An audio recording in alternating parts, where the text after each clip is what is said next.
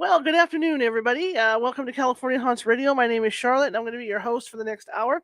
I apologize. I told you the computer hard drive's been having issues. Well, all the pre-done files I had for this show have disappeared, so there's no intro today. I'm so sorry about that. I apologize. I have no clue what happened to them, and I've been telling you guys, I just was able to get the funds to replace my hard drive and get all that done, and that's going to be happening over this coming weekend to get the hard drive replaced on here. But that's the kind of stuff that's been happening. Anyway, we're here anyway. It doesn't matter. No biggie. We'll just continue from here. And again, my name is Charlotte. I'm going to be your host for the next hour. I'm also the owner of the California Haunts Paranormal Investigation Team based out of Sacramento, California. We are 45 strong up and down the state, which means if you have a paranormal issue, we can get to you. It may take us a while because California is a huge state. But in the meantime, we do have mediums on staff that can talk with you about what you think might be a paranormal issue. Not a problem, right? Okay. Anyway, welcome, welcome, welcome. If you're watching from Facebook today and you like what you see, please be sure to hit that follow button. If you're watching from YouTube and you like what you see, please be sure to hit that subscribe button. We've got more than 680, I think 650 videos sitting over there. And I think you'll find something that you like. In fact, to make it easier on you, I put the videos into categories like ghosts and hauntings, and we have a religious category, things like that. That way, if you're looking for something in particular, you can just go to that particular file and pull it up. Okay. Also, what I ask you to do is if you do like the show and you do like what you hear today, please be sure to hit those thumbs up buttons, those hearts, and the happy faces and all that. YouTube, no matter from where you're watching from, because what that does is that puts us in higher in the algorithms, and what the algorithm does is it puts us out to more people. Okay, so the more of those thumbs up things you give us, the better. Okay, now we're on to my show, onto this show today, rather. You can tell I was taken by surprise when nothing came up as far as the intro. Catholic exorcisms. I grew up a Catholic, and I've seen enough. I've seen enough doing this as a paranormal investigator for the last 25 plus years that I've seen enough of stuff. As far as what I felt have been demon cases, probably we've run into maybe 4 over the years. That I can say that I think were demon cases, but it's rare. But I know the numbers. A lot of people are claiming that the numbers of demon cases are going up, and I don't know what the reason for that is. I'm not the professional theologian, but as far as I remember, I think we've done 3 or 4, and a couple of them were really, really, really wild cases that we were involved in. And each time I've had to do a referral to clergy, whether it's the Catholic Church or another church, to come in and do a cleansing, or even our staff shaman. So this means a lot to me, and I think I'm like a lot of people. I grew up watching these movies like The Exorcist. Oh man, I think the scariest movie I've ever seen in my life is The Exorcist. And it's funny because when you're a Catholic, and sometimes like my father, he was not a Catholic. My father kind of put religion off to the side, right? So I was kind of caught in the middle because my mother was very Catholic. And it's funny how when you see stuff like The Exorcist, it all comes back to you. Suddenly you're so suddenly it hits you. I'm like, this is going on. Just like a story I have about covering a Potter's Field funeral out in Woodland with my photographer, and I get out of the car, and the church bishop's there, and I had no clue it was a bishop, right? All I know is that when I got out of the car, and I don't know if this is disrespectful, I don't intend to be disrespectful about it, but when I got out of the car, I remember seeing him put on his, the sashes, the colorful sashes, and the pontiff hat and a cap or whatever they call it. And I thought, oh my God, this guy's a big mucky muck with the church. So it all comes back to you from time to time. Okay, enough of embarrassing myself. My guest today, Scott L. Smith, calls himself the Catholic nerd. I believe it's the Catholic nerd. He could clarify it. You know how I am about stuff. Anyway, I'm going to bring him in, and we're going to start talking to him about real Catholic exorcisms. I heard him on another show, and there was stuff that he mentioned that I didn't even think about that priests will do when they're out on these demon cases. So let me shut up and get him on before I keep making a total fool of myself. Here we go. Hello. Hey, how's it going? Good to be with you. Now that I made a fool out of myself. Tell me about you, sir. I'm a Catholic author. I'm also an attorney. So, I have to do a lot of good things in my life to make up for being an attorney. So, hopefully, this is one of them. Hmm. Like you said, I have this book, Real Catholic Exorcisms, that goes through the historical exorcisms. There's plenty of good authors out there, Catholic priests and Hmm. even not Catholic priests that are writing about contemporary exorcisms. Like you say, it does appear to be on the rise. Hmm. Lots of good YouTube, like Father Chad Ripperger is an Hmm. awesome source. But yeah, I've got the Real Catholic Exorcisms. That's awesome. That's awesome. So tell me about. I mean, you call yourself a Catholic nerd. That's right. How does one become a Catholic nerd? Well, I think if you're a Catholic, you're kind of a Catholic nerd anyway. Uh, I think it appeals to the nerdy side of us because there's so much history.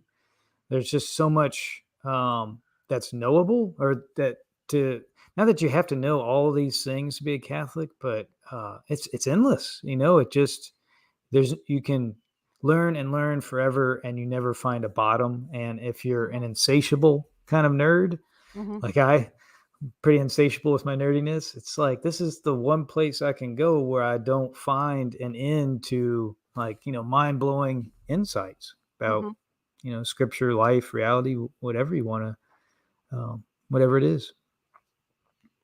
Well, like I said earlier, my father. I think he came from Protestants. They were Hungarian, so I think they came Oh, from okay. Protestants. And then, of course, my mother was Catholic, so I was kind of caught in the middle.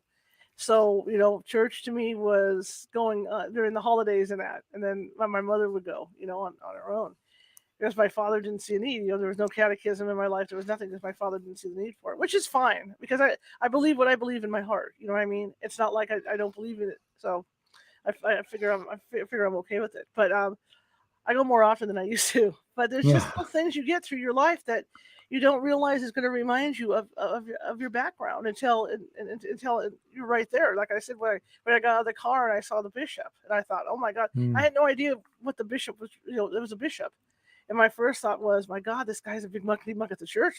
He's got like the Pope hat thing going on, Yeah, and all this. yeah. And I thought, whoa. So it does come back to you, as I you get was, older.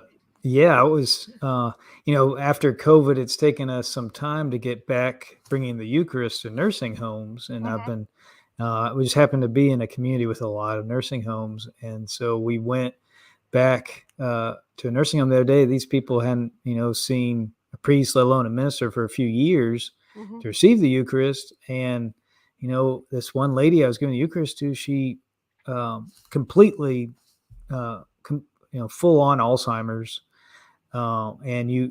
but you show her the Eucharist, and there's this dawning recognition, and then you start saying the Our Father, the Hail Mary, and she can't remember maybe her name, but she'll Hmm. join in, with the prayers, and she'll remember the sign of the cross. Hmm. It's amazing how deep these seeds are planted. Hmm. Absolutely, absolutely. Now, when we talk about exorcisms and stuff, I mean, the Catholic Church, like you, I was raised a Catholic Church, and the Catholic Church saying, we are the only ones that should really be doing exorcisms. Do you think it's okay, in your opinion, for other religions to do exorcisms? I think that's I think it's fine to a certain degree. Hmm. If you find, if I think everybody that does either an exorcism or deliverance ministry needs to understand when they're getting in too deep, Hmm. and when to pass the torch to one of the exorcisms I write about in my book, the exorcism of Emma Schmidt, as in the 1920s. uh, a Capuchin monk, a Capuchin friar, was the exorcist priest in that, and he says that exorcisms were performed a lot more frequently back in the 20s. They Hmm. kind of People stopped believing in Satan there for a while, and he said that most exorcist priests don't live much longer than 2 years once they start really getting that regimen of exercising. So I mean, it takes a toll. I A friend priest of mine was visiting an Anglican priest um, in just outside of London, Mm-hmm. and that his life was falling apart. Like his every one of his children, because it's an Anglican priest, so he's Right. married and has children, and every one of his kids had some kind of physical morbidity, some kind of physical disease or disorder. His Mm-hmm. marriage was falling apart. It eventually did fall apart. And my friend priest asked, "Well, why is this happening?" It turned out he asked him, "Are you?" He knew he was doing deliverance ministries, Mm-hmm. but he was doing them in his own home. His Oh, office was in his home, and you can't take these things home with you. That's no. when Adam Bly, who just and sorry if I'm saying too much, Adam Bly, who just published the Exorcism Files, I think, or the Exorcist Files. He's a lay person that assists in the Diocese of Pittsburgh with exorcisms. And when he assisted his first exorcist priest, that priest asked him, "Are you married?" "No." "Good." "Do you have children?" "No." "Good." "Do you have pets?" "No." Mhm. "Good. Then you can help me." Otherwise, those close people, and I'm sure you've seen it with paranormal investigations, everything Yes. close to you is in danger. Yes. Yes. So, The other thing I've seen, when you look at the track record of paranormal investigations, not even so much, well, my team included, but I mean, over the years, and you look at the people that are in the higher position, that have been around for a while, they're sick. There's something, something, there's some ailment that's wrong with them. I mean, I ended up with congestive heart failure, not knowing what, oh not knowing wow. why. Like I said, I've had 4 contacts, I believe, with demonic entities over the years. I ended up with congestive heart failure, and there's people on my team that have ended up sick as well. So I mean, Hmm. I believe it. It does take a toll, and people don't realize how much of a toll. Yeah, yeah, and that's the only thing I say is if I think we can all be called to this ministry if you want to take it as a ministry or whatever service, Hmm. just to understand when you got to call for backup, right? Hmm. Absolutely, absolutely. So tell me, what you wrote this book about Catholic exorcisms. How did you get the research done and all that? Being a Catholic nerd, uh, I end up researching a lot of these things. I've always been interested in ghosts and supernatural Hmm. phenomenon. Um, as I have a blog as well, and as I researched other things, these things kind of keep popping up, keep getting led back to these stories, whether it's unbidden or whether it's just the Holy Spirit taking me in that direction. Hmm. Hmm. So yeah, yeah, I have a fascination with this. I try to limit it. I try not to dive too deep. I got to come up for air, and maybe a couple times a year I can kind of put a book out like this. Right, Yeah. right. Now the question I have, going back to what you said about the priest asking that gentleman, whether he had wife and kids and all this, did you limit the times, as you're working on this book? Because I mean that'll draw stuff in too. Mm, yeah. And so, were you able to limit like where you did it and how you did it? I did not, and that's probably a mistake on my part that I would readily admit to. I did make sure, when I do these, when I get into this kind of research, I do Hmm. say I invoke Saint Michael, the Archangel, Hmm. and even at the beginning of the book, I include the prayer to Saint Michael, the Archangel. So I hope. I also one of the other books I've written that's maybe uh, a bigger book Hmm. is a Consecration of Saint Joseph, and uh, I think the amount of time I spent with Saint Joseph uh, eclipsed what the amount of time I'm spending with this other stuff. And Saint Joseph is called the Terror of Demons. That's one of the titles when we pray the litany to Saint Joseph, asking for his intercession.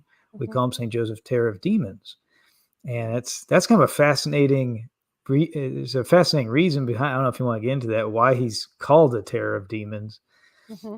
but I think maybe he's had my back. Cool. Very cool. Very cool. I did an investigation at the last, well, not the last, the next to last demonic that I believe we did. We walked in the house. I could see a small shadow running down the hallway. Hmm. Get in the master bedroom and do an EVP session. And I pick up this voice that says, "Gabriel, watch out." Hmm. And I thought, we're in over our heads. That was my thought. Something is warning the Hmm. angel Gabriel to watch out, and we're standing here like idiots, like targets. You know what I mean? So Wow. yeah, Yeah, that was very excuse me, that was very sobering to have that happen. I bet. Yeah. So was it hard? Was it difficult doing the research on on these exorcisms? Oh no, it's fascinating, and it's. I guess one of the things I went into writing this book was surely the weird things in the movie The Exorcist, Mm-hmm. um, or even The Exorcism of Emily Rose, because Hmm. the true story behind that movie is in my book as well. Surely a lot of this is Hollywood, you Right. know, the pea soup, projectile vomiting, the spider walking, the crawling on the ceiling, the turning of the head. Hmm.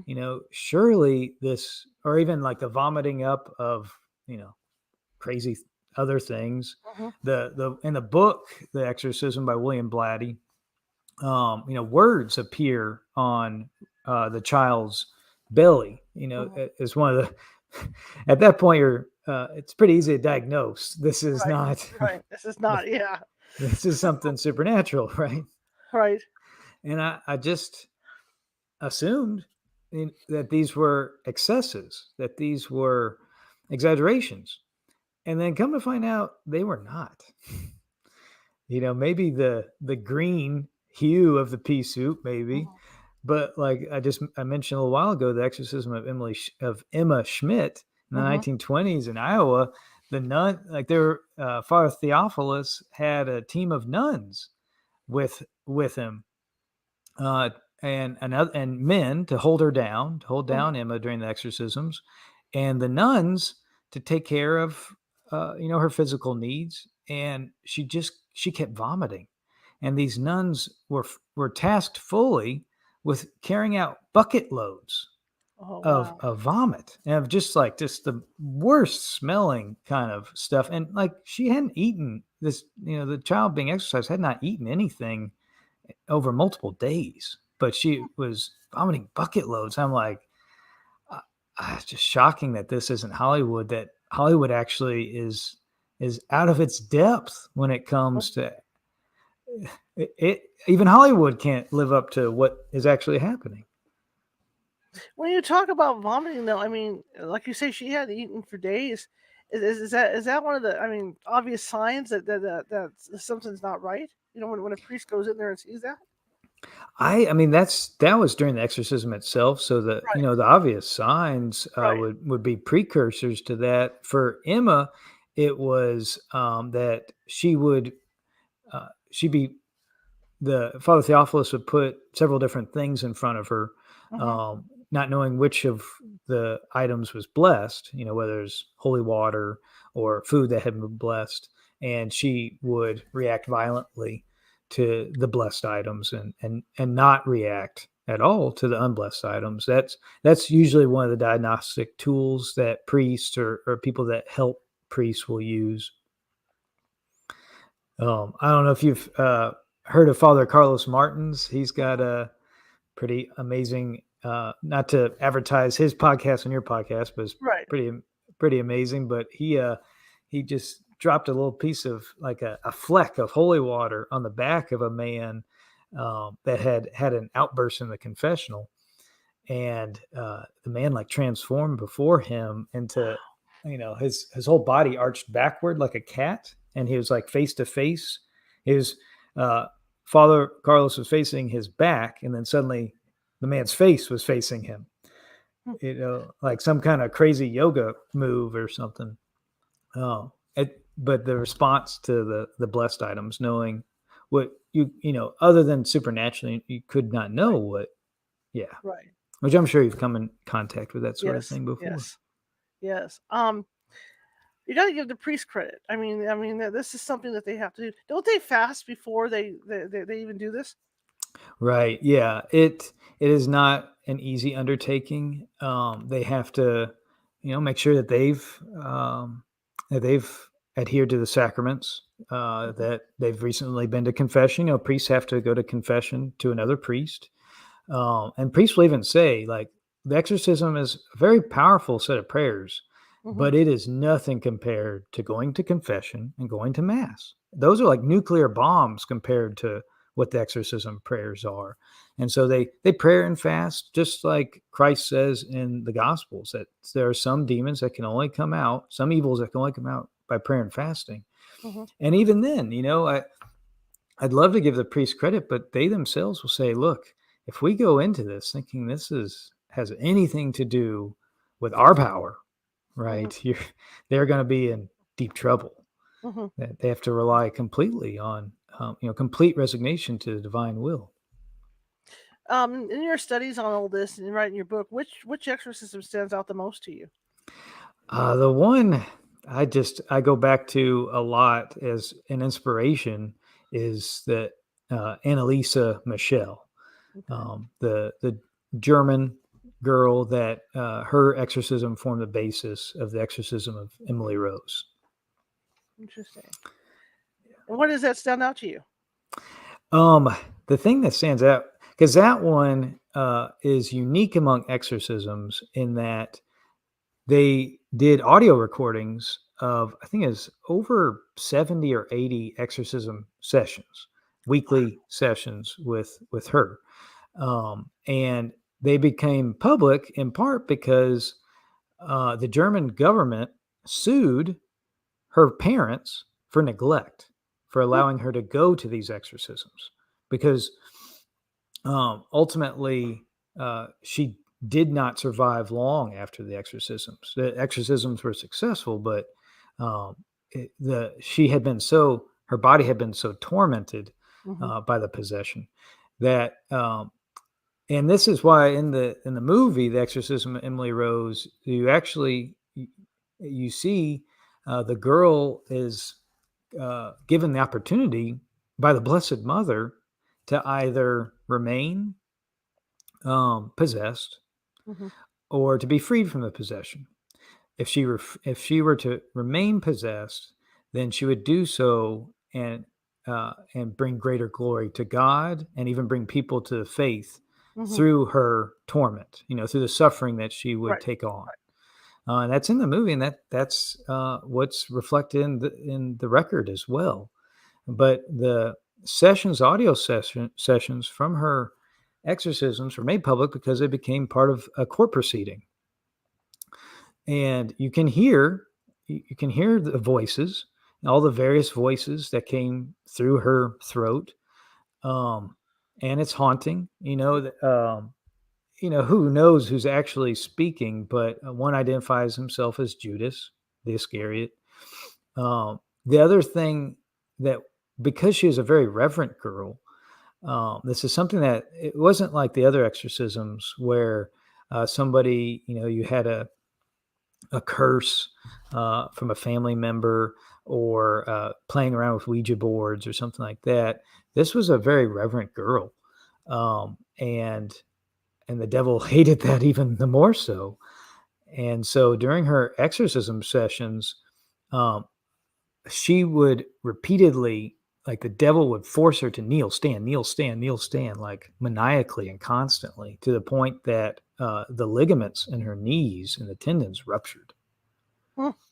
Just heartbreaking, but the devil was twisting her reverence, and so that always stands out to me. And there's even in the church, in the Catholic Church, there's been put forward the cause for her canonization. She's not a in the canonization process is several steps. Mhm, You begin as a servant of God, then venerable, blessed, and then finally saint. mhm, If once the process has been proved and miracles have been verified, all that sort of stuff takes usually a very long time, and that has been underway for her.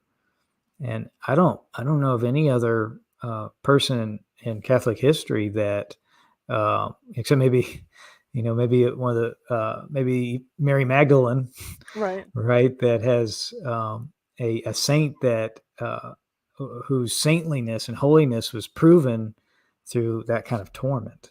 Hmm. It's just fascinating on so many different levels. I just find it interesting too that you see this stuff on TV, you see this stuff in the movies, and people don't really realize how long some of these exorcisms can take. Like you say, the priest went out 80 times to help her. Yeah, yeah. I think a lot of people imagine or visualize this process as like from like a boxing match from Hmm. Rocky or something, Hmm. and like, okay, this is the night. There's an announcer, and Don King in the middle of the boxing ring, and we're gonna go 9 rounds, 10 rounds, 20 rounds, however long it takes until either the priest or the devil drops. Right? It's Hmm. just not. It's similar to like a therapy session, Hmm. in that you go weekly, monthly, whatever the schedule is set up, and it's some of the process is routine.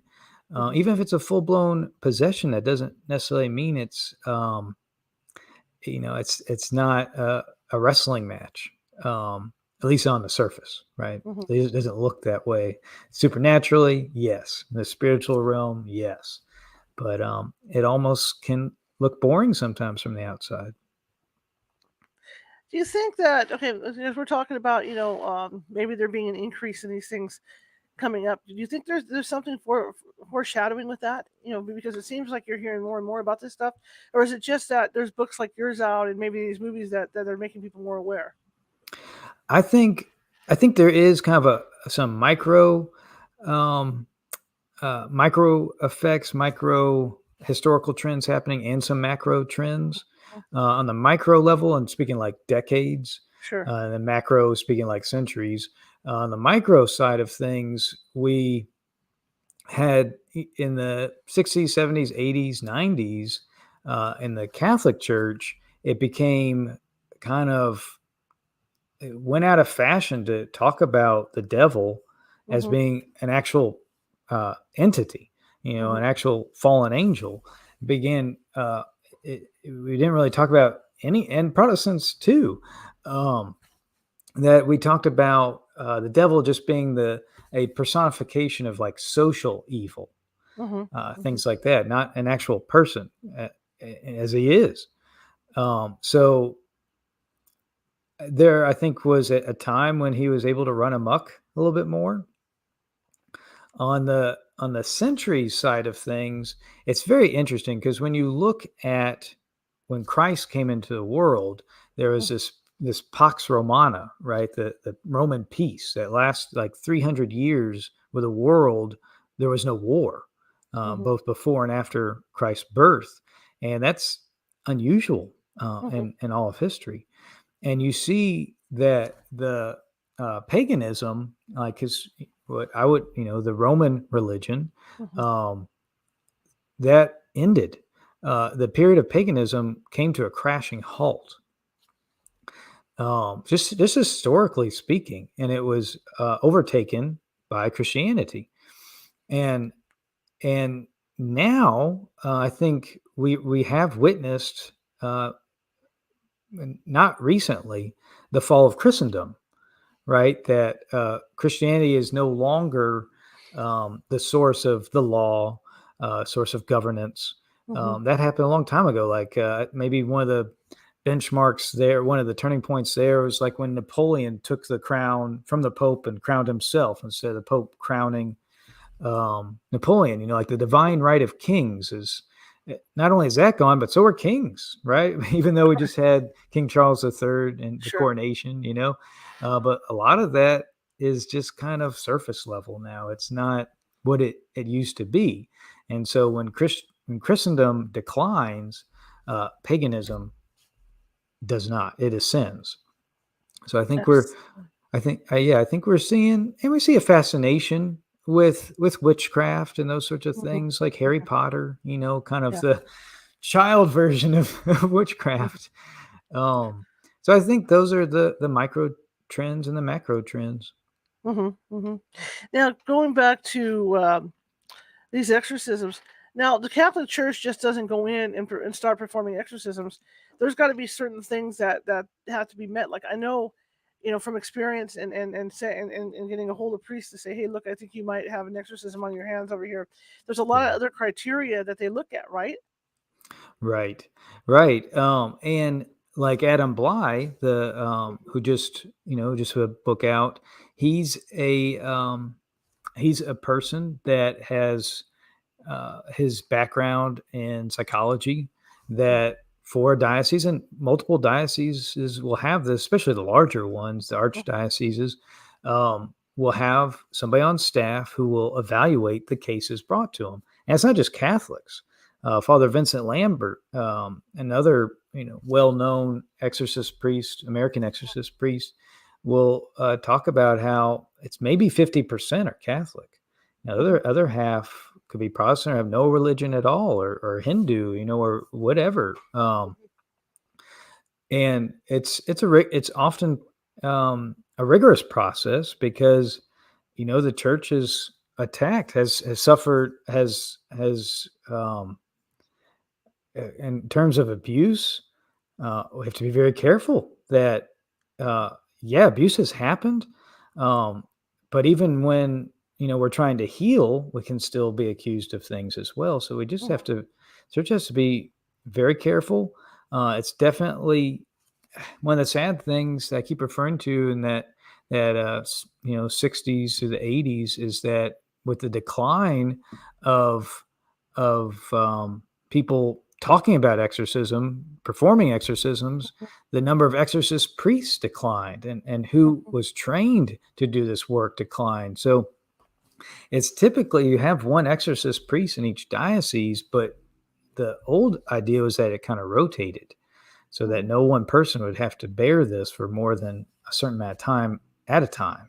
mhm, And like Father Theophilus in the Emma Schmidt exorcism, he's a mhm, Capuchin priest, right? He's a priest of a specific religious order that could even be cloistered, and having a cloistered priesthood, having uh, priests that don't also have the duties of a parish priest, that mhm. can focus on just this. Right.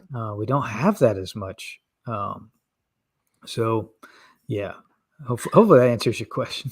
I thought there was a special training thing for exorcists as well.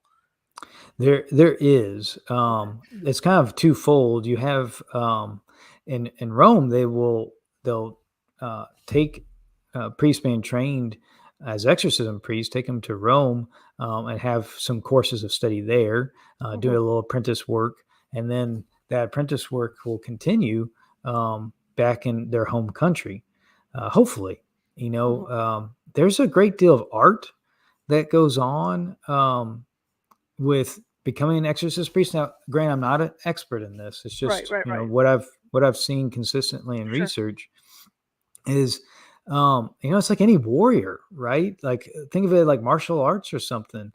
Um, you've got to have the right trainer, Mhm, and and if only because that trainer that uh, the the the one who assists the apprenticed exorcist priest, he's got to find out what your particular charism is, what your particular strength is mhm, in an exorcism battle.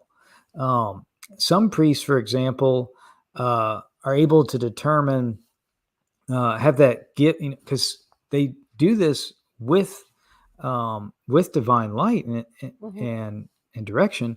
And for example, one priest will determine, what it was that the specific for this fallen angel, for whoever demon is possessing the person, what mhm, their specific charge was, what they were created for, because every angel is created for a specific purpose, and that particular priest will find out, like, one demon he was exercising was there to announce the birth of Jesus, was created mhm, that he would be able to announce the birth of Jesus at Christmas.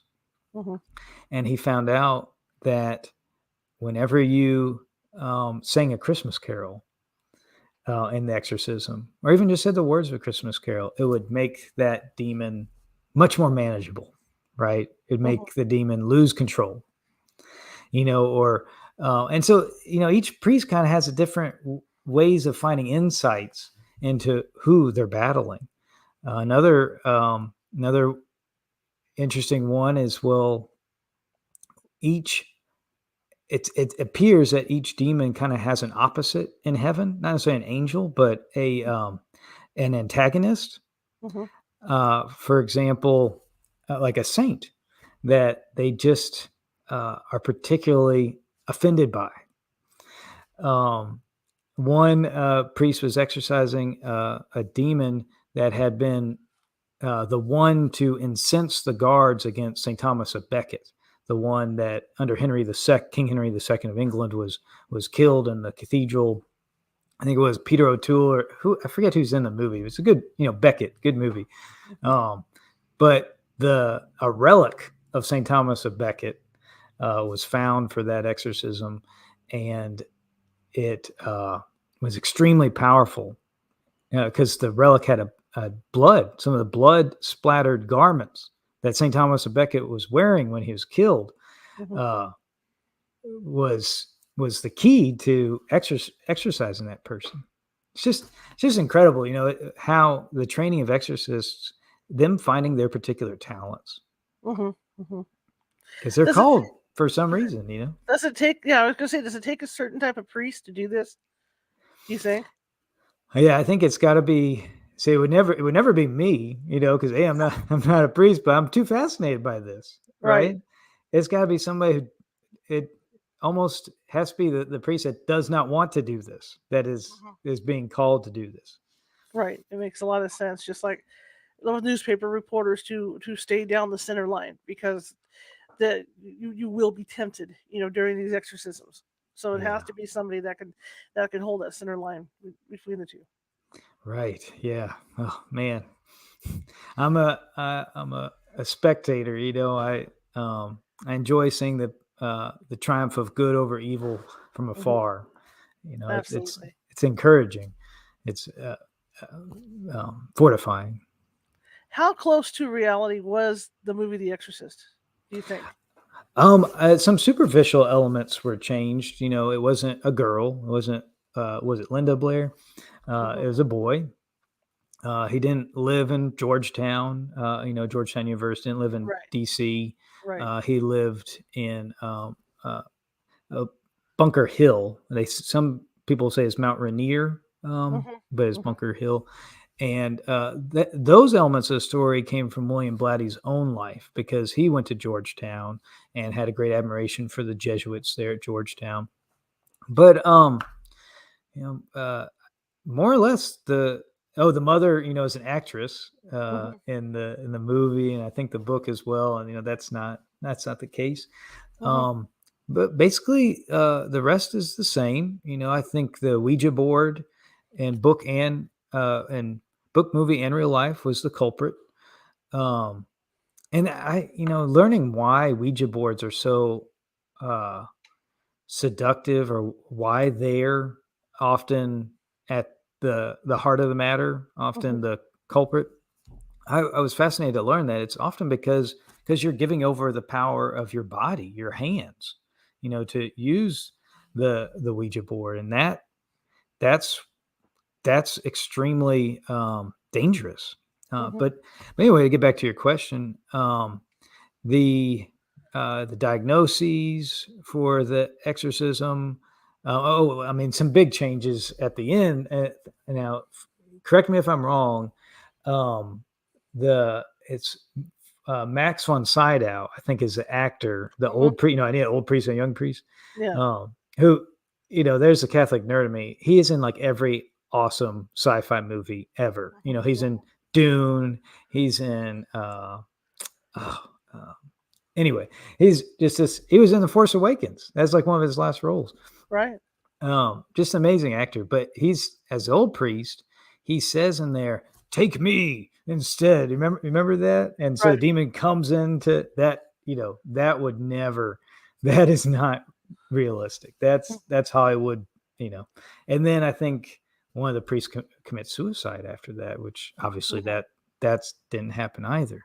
Mhm. In terms of the priest who did the exorcism, I think it was more just kind of a blue collar kind of worker, and that it's not as dramatic on his end of things. Mhm. He's just doing his job. Mhm. He, so, Well, you talked about, the priest. I think I find it fascinating that thing you said about the blessed object or the blessed food as a mm. test, of this going on. Are there any other tests that you can share with us or anything like that? Oh, sure. Yeah. One of the other ones, which is fascinating, is knowledge of events or languages that a person would have no reason to otherwise know or Mhm. have know about or have learned. I think most all the exorcisms I describe in my book, the person has some is the possessed person speaking either biblical Hebrew or Aramaic, not only a foreign language but an ancient language. Mhm. Emma Schmidt, she that from 1920s Iowa, her community there were a lot of Irish and German, so she was in a polyglottal community, but they weren't speaking biblical Hebrew. So that's the other uh, key diagnostic symptom that cannot be faked. Mhm. Mhm. I think those are the main ones.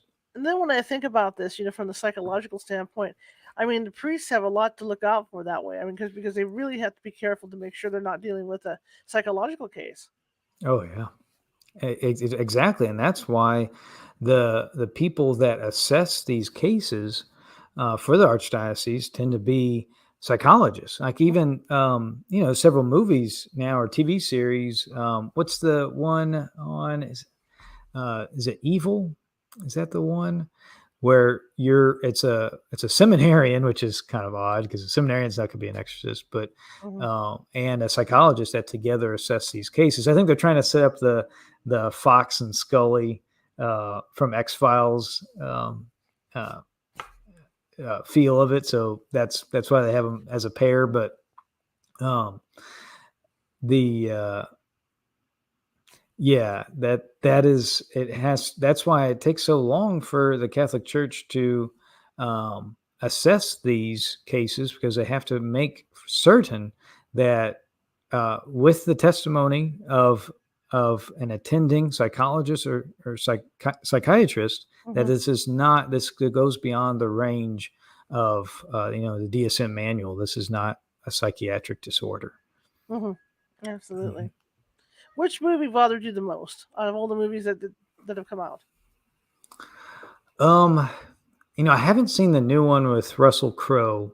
Mhm. Um, that one would possibly could bother me the most. But of the ones I've seen, when you say bother, you mean like scared me the Yeah, most, or that scared like, you the oh, most. this is inaccurate. The one that's,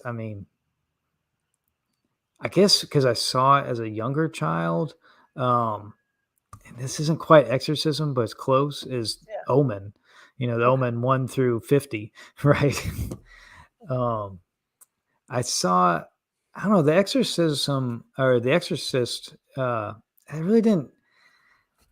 I don't know why it just didn't scare me as much as a child. I guess because I was like, man, priests are awesome. That's. I guess I was just a warped child, But I think yeah. it was The Exorcist that scared me. Out of all of them, that one really bothered me. Mm, Sleeping with the lights on afterwards, that kind of thing. It just really bugged me. I'm fascinated by this topic because as a ghost hunter, and thinking that we have run, like I said, maybe 4 times over the last 25 years, we've come in contact with something like this. mm, It just fascinates me that the priests have the ability to go in and take this stuff on because I mean this stuff, like you say, it could cause sicknesses and stuff, but not only that, they lay in wait. I mean, he may get the thing out of her or out of whoever he's getting it out of, but the thing may lie in wait to attack him later on, 20, 30 years down the line.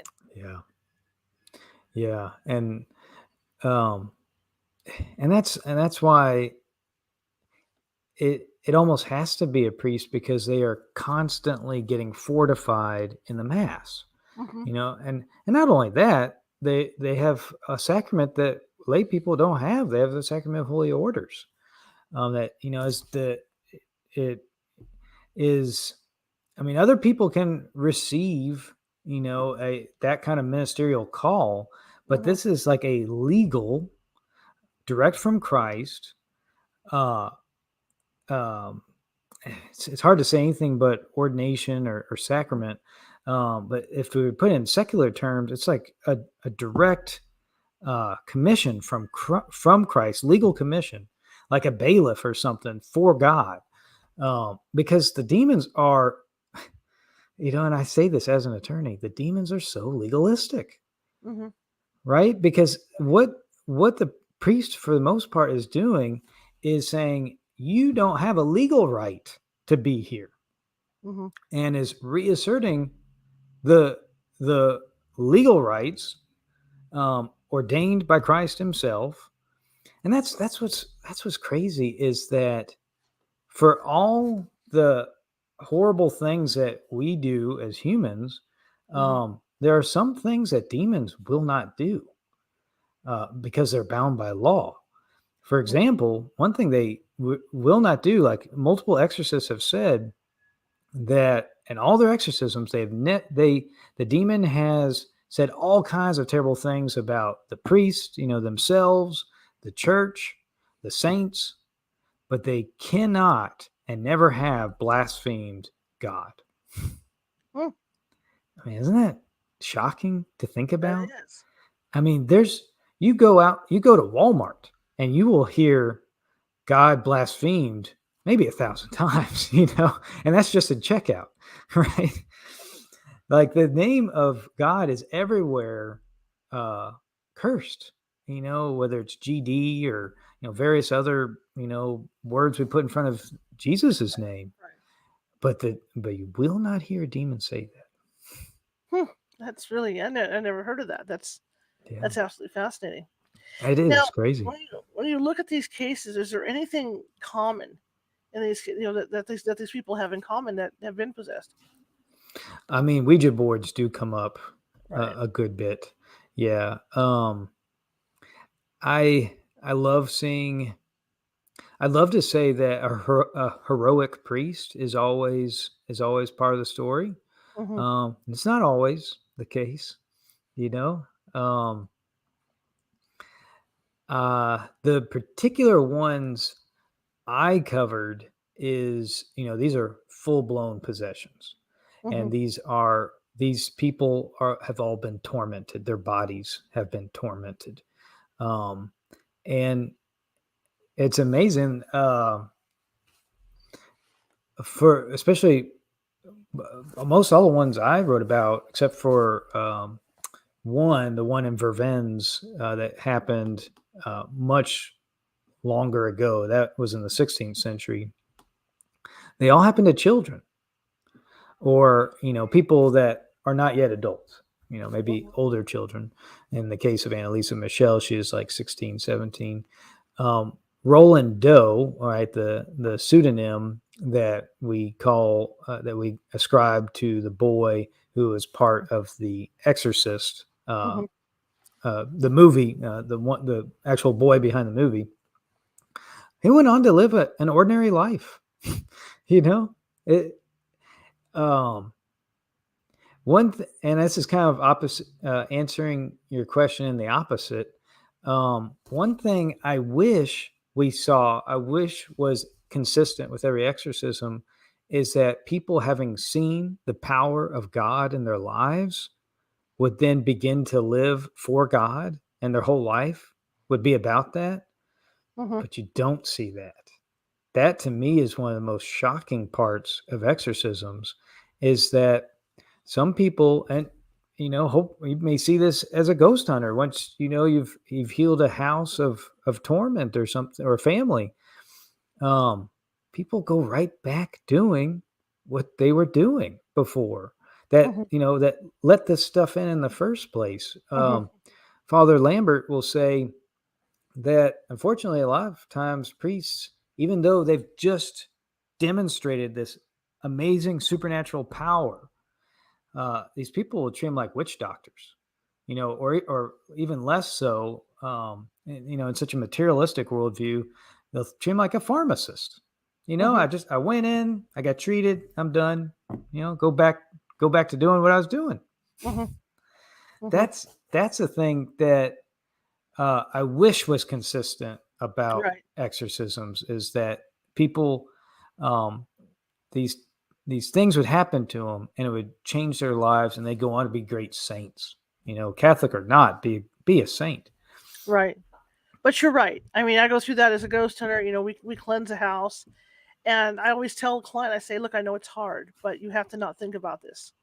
Yeah. You have to not go back to what you were doing that brought this on. And sometimes it's effective, and sometimes I get a call 2 or 3 days down the line saying, "Oh my God, it's back." Yeah. So I mean, it's very difficult to do that, and I can only imagine with an exorcism, because people, no, not so much the person that was exorcised, but the people around them are afraid of what happened. And Yeah. I mean, the second you look at that person, what are you going to do? You're going to think, "Oh my God, I wonder if it's going to come back, or what's going to happen." And so it starts drawing stuff back in. Yeah. And Christ himself talked about that in scripture, Hmm. that once you clean the house, if you don't then change your life, that Hmm. demon's going to come back with seven of his friends, all the Hmm. more powerful. Hmm. And that's when you get infestations. Hmm. Yeah, it's Do you think now, scary. because of TV and stuff, and this is just an, and I know you're not a priest, I realize that, but just looking at the research you've done with these exorcisms, do you think that TV has really hurt a lot? Because I mean, you see a lot more people practicing, I call it voodoo hoodoo, but you know what I mean, Yeah. practicing those arts, and playing with the Ouija boards, and all this. Do you think that TV has hurt that, and kind of like added to this increase? I don't know. It's hard to describe this phenomenon that we are fascinated by these things on TV, Hmm. but that's just something that can happen on TV. That's not real life, Right. right? For most people, their experience of real life, um, because that's where we are in human history, is like supernatural doesn't exist. Right. All that exists, heaven and hell don't exist. All that exists is just what we can prove in a test tube, in a petri dish, or Hmm. those things we can see and touch. Hmm. And so you have this weird psychological phenomenon of, yeah, I love watching that show Supernatural. I don't really. I feel like that can lead me down a dark path too. Hmm. But they'll watch these shows about these things, but somehow, instead of attacking that strange divide in our brains, it will Hmm. reinforce it. Hmm. That we can love these stories about the supernatural, but not live our lives as though they exist. Right. And that's And I don't shocking. think and I don't think it helps. And I don't think it helps going into Barnes and Noble and seeing the occult stuff that they sell. And I know I was in there. I don't know if they still sell this in this particular color, but I know I was in there a few years ago, and they actually had a child Ouija board that was pink for girls. Oh, yeah. It scares me. I mean, it's scary. Yeah, it People don't is. realize. People don't realize what happens when they open that door, because it's hard to close that door once that door is open, and you don't know what's coming through. Absolutely. Or, um, because I'm a father, I have 6 children, Hmm. and I want to protect them. And we have things we can do as mothers and fathers, because the demons are legalistic, Hmm. that we have authority over our children and our property. Hmm. Both of those things, these days, a lot of people are under that sort of things under attack, but the demons respect the authority over our property and our children. Hmm. So we have ways of protecting our kids. Um, and it's interesting how the demons are geographical, right? Like the bishop has geographical authority over his diocese. To all the demons in that diocese are under his thumb, whether they like it or not. and each priest in his parish, as that subset of the diocese, he has authority over the diabolical in his parish. That's why, we'll have a priest bless our house. Hmm. Um, and I mean, that's just a beautiful cleansing of of all the geographic area I own within my parish. My priest, it's a hierarchy down to me and my own little plot of land.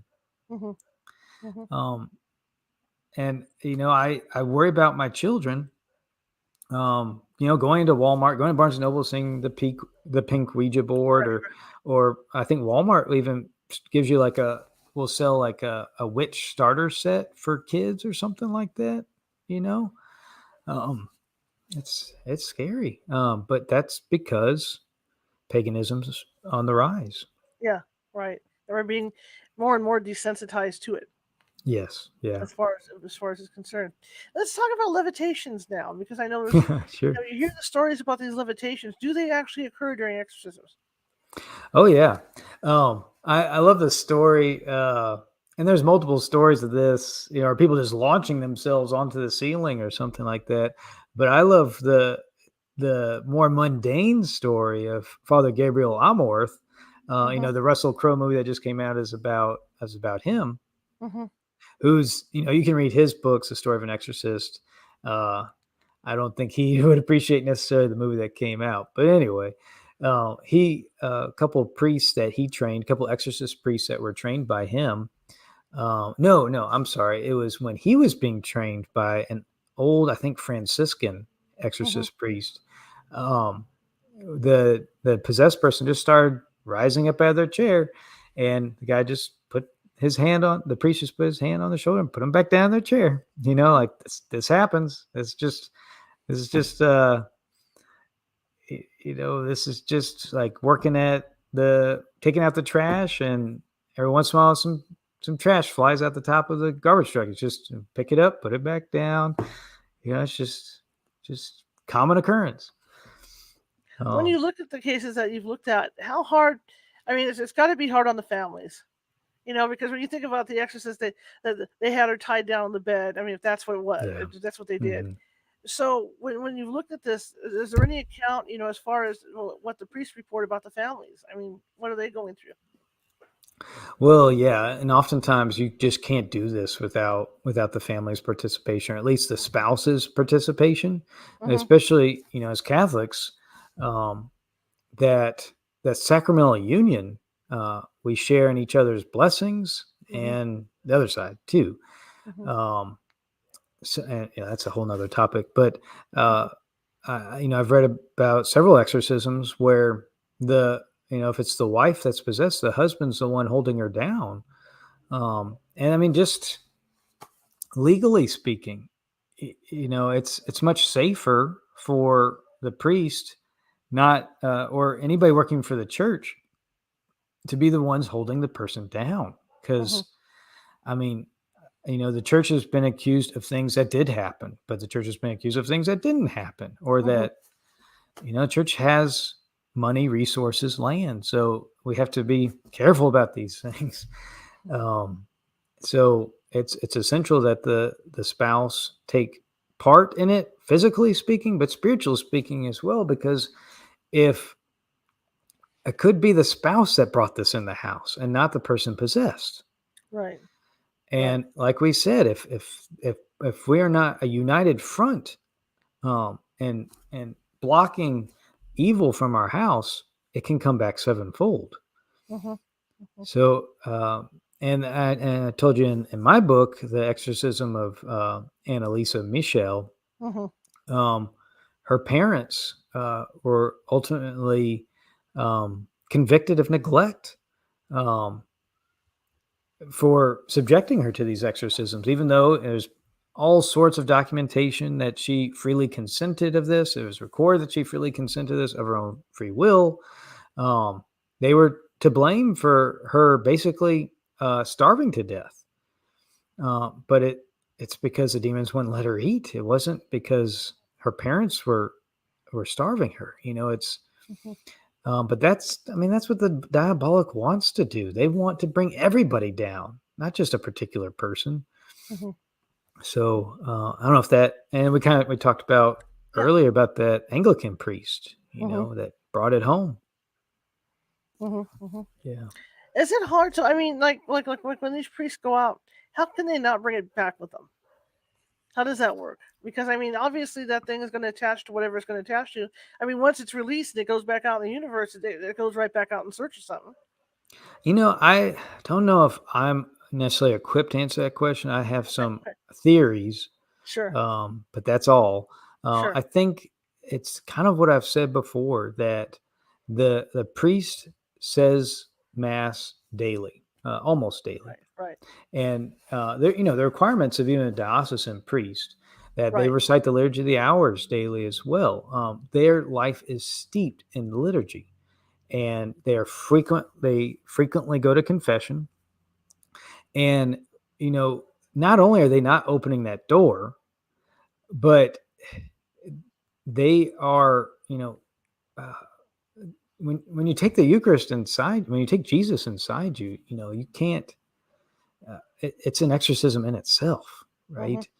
So I mhm, think they are so well fortified, and especially those that live in a cloister. Because I went to seminary, and I realized at some point that God was not calling me to become a priest. But even though I left seminary, I left knowing full well that I was leaving like an Eden like experience. mhm, I was a Jesuit, so we lived in community with our brother priests or brother seminarians at that point, and that wasn't always easy. Other people, where they say hell is other people, um, but but that life of prayer and mass and rich prayer experience, like all the time, and mhm. quiet and peace. I mean, this is a garden in which no evil flower can grow. Right. I agree 100%. So what's next for you? I am writing. This is pretty cool. I'm writing a book right now on near-death experiences. Oh, cool. Um, there has not been any major comprehensive book on near-death experiences from a Catholic perspective. Mhm, So that book, maybe by the time your listeners are hearing this, if they're not hearing it live, that'll be published by Sophia Institute Press. And I went into this being like, I don't know about near death experiences. I was kind of a skeptic, mhm, um, and I was like, God, if you want me to do this, you're gonna have to provide me with the stories to tell. mhm, And He really has. He's really come through. Um, it's it's interesting when you tell something from a Catholic perspective. It's almost like saying you're telling it from a historical perspective. It's not just contemporary accounts. You're mhm. bringing in 2,000 years, and even into the Jewish roots of our faith, 4,000 years of history of these sorts of things happening. So, uh, Padre Pio, if you've heard Padre Pio of Saint Pio now. He comes up in a lot of people's near death experiences. It's been even Saint Teresa of Avila, who's this beautiful saint. She died for like 4 days.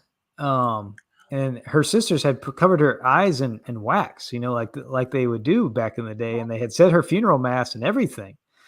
And she comes back. Just some extraordinary tales through history, um, of these, experiences of heaven and hell. Absolutely. What makes your book stand out from others? So I try to be a little bit subversive, which might sound funny coming from, this like straight laced Catholic guy, but um, I, uh, there's a lot of books out there that I think are told for jump scares, to scare people, Right. and kind of like the TV shows, not really um, bring people, not really enrich people's faiths. Mhm, Um, and so my book, I kind of make it look like uh, other books out there. Um, but like I say, it begins has a prayer of Saint Michael at the beginning, and it is reverent to the Catholic tradition and to Catholic priests, which you have kind of a mixed bag of that with other books. Mhm. So I, from that perspective, I'm trying to reach those people that are fascinated by this stuff, but maybe not always for the right reasons. Right. But and I don't mean that my book's a trap, right? In the Admiral Akbar, it's a trap kind of sense, Right. but Right. I tried to bring him in. Absolutely. Thank you so much for coming on. I appreciate it. I learned so much today, and Awesome. I've been looking forward to this since we booked. And yeah, I would love to get you back on to talk about your next book. I mean, that would be fascinating Sure. to For talk about sure. the Yeah. keys from the Catholic perspective. But thank you so much. And do you have a website or anything like that? Yeah, I do. You can go to thescottsmithblog.com, Okay. Okay. thescottsmithblog.com, and that's got all my books on there. Mhm. Probably got like 30 or something now. I don't even know the number, but that's kind of a central home. But and thank you so much for having me on. It's been lovely talking to you, and I appreciate our time together. And I appreciate you coming on. And let's have a shout out for your book again. That's it. Sure. It's Real Catholic Exorcisms, True Ghost Stories and Hauntings. I kind of give that clickbaity title, but yeah, Real Catholic Exorcisms. Fantastic. And people can get that at Amazon, right? Correct. Yeah. Okay. Oh, and I should tell you, Sure. it's an audiobook now. Alan Turton, a former BBC narrator, Uh huh. made it into an audiobook. He's a narrator, and his voice is pretty scary. His voice is awesome. Awesome. Awesome. So check out the Again, audiobook. again, thank you so much. And let's make it a point to get together when your other book comes out. Let's do it. Okay. Sounds good. Well, you have a good rest of your day, sir. You too. Take All right. care. Bye bye. All right. I learned so much today about the process and everything. I mean, like I said, probably in the last 25 years, we've come across four. I've had one follow me home and scratch me, that kind of thing. But it's always fascinating to read, and I've read part of his book, and it's a great book. So if you guys want a really good read about Catholic exorcisms, this is the book to do it with. Okay, tomorrow we're kind of shifting gears, and I've decided something a little different on Wednesdays is that we talked about the opioid crisis here in the United States a week and a half ago or so, and I kind of gave you guys my own insight into it from my perspective. Well, we're going to talk about it tomorrow with Karen Clark again, and I have some new stuff to discuss with you. I'm really trying to get the word out about this, and it's not the doctor's fault, and I know this. It's the system, but I want to get the word out as much as I can to people about what's going on. So I'm gonna do something tomorrow. I'm gonna make an announcement that's gonna be kind of different. That's very personal to me and close to me. All right, so I'll go over that tomorrow. But that'll be 6:30 p.m. Pacific. Um, here, right here. Facebook and YouTube and all that. But I do want to get that going, and like I said, I do have some new stuff to share with you, and Karen does too. So I think we're going to make this a monthly thing, maybe, and just go on once a month to talk about that subject. And again, I'm trying to get the word out. So I will see you guys tomorrow at 6:30 p.m. Pacific for that. Okay. All right. So that being said, if you like the show and you're watching from Facebook, please be sure to hit that follow button. If you like the show today and are watching from YouTube, please be sure to hit that subscribe button. We want to build up our subscribers. We're 398 away from 1,000, which is where we want to be. We want to hit that 1,000 mark soon here. Um, Actually, we're 300, what? Oh, 397. Thank you, producer. 397 away. I hate numbers. Okay, so you can find us on Facebook under California Haunts Paranormal Investigation Team or just California Haunts. If you want to join our meetup, that's California Haunts Paranormal Investigation Team over at meetup.com. All free to join up. That's where we announce all our classes, like the upcoming class for June 10th that we're going to have at 1 p.m. Pacific. You should check that out. It's all about protection. I'm going to teach you guys how to make talisman and things like that that you can carry around or hang in a doorway of your house. Just so you get that extra protection. So I'm going to teach you guys how to do that. Also meditations and all that stuff. So check it out. That's over at the California Haunts Meetup. We've also got a TikTok, and that's under California Haunts. That's all over K. That's yeah. I'm like totally confused today. That's California Haunts over at TikTok. We are over on Instagram under Ghosty Gal. That's all lowercase. We are on Twitch, and I believe it's Cal Haunts at Twitch, and we're Cal Haunts on TikTok. So I mean, we're everywhere. All right. So if you want to get a hold of me for a possible haunting in your house, or stuff going on, or whatever you want to talk about, that's the way to do it. Just like there is a community page over at YouTube that you can contact me as well. So there's all kinds of ways to contact me. All right. I want to thank people for their donations. And like I said yesterday, a gentleman from Arizona donated, and I really, really, truly appreciate that. Everything goes towards my hard drive. It's all going back on my computer. All right. Well, that being said, I will see you guys tomorrow at 6:30 p.m. Pacific.